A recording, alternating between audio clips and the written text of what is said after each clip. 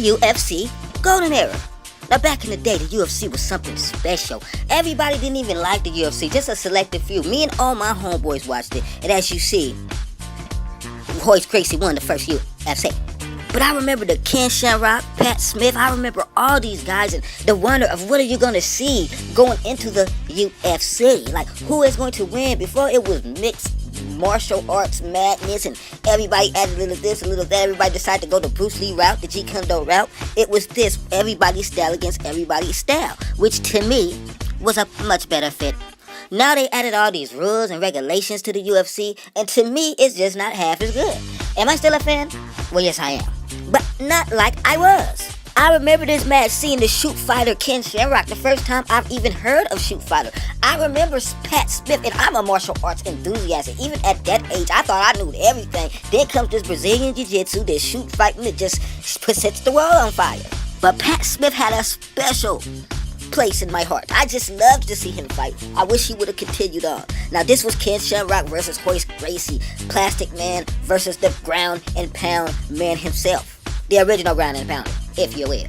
But Royce Gracie, one of the best fighters we have ever seen, against one of another best fighters we have ever seen. Ken Shamrock has to be one of the top 100 fighters to ever live. Then you got the big fella right here, who was kicking butts and taking names. And he was big, he was skilled, he was unafraid, and he was like a Russian bear. I mean, I believe they called him the Russian bear, nicknamed him after Ivan Koloff. Then I remember this fight. The Royce Gracie fights were so good because he was such a patient fighter, and he would wait for you to extend and make that one mistake. Royce would be getting manhandled all match in one mistake. Then here goes the big Russian elbow. Elbow, elbow, elbow, elbow. No more. Let's do it again. Elbow, elbow. How you do the brother like that, man? Come on, man. Yo, man, get up, brother. No, don't do. 1, 2, 3. He's gone. But this guy was even. I really liked this guy. I wanted to see more of him. But look at how Plastic Man is just stretching this dude's arm. Your arm don't go that way. Pop the tap out before you hurt yourself. But the anticipation to see what other martial art would come, to see what other person would challenge the great Brazilian fighter. And there was certain stuff I wanted to see. I wanted to see him against Taekwondo. I wanted to see him against legit Kung Fu, some Shaolin. There was never a Shaolin practice. You'll never see a real Shaolin fighter in one of these. For the simple fact that they only will fight for certain reasons. They're not going to fight for money.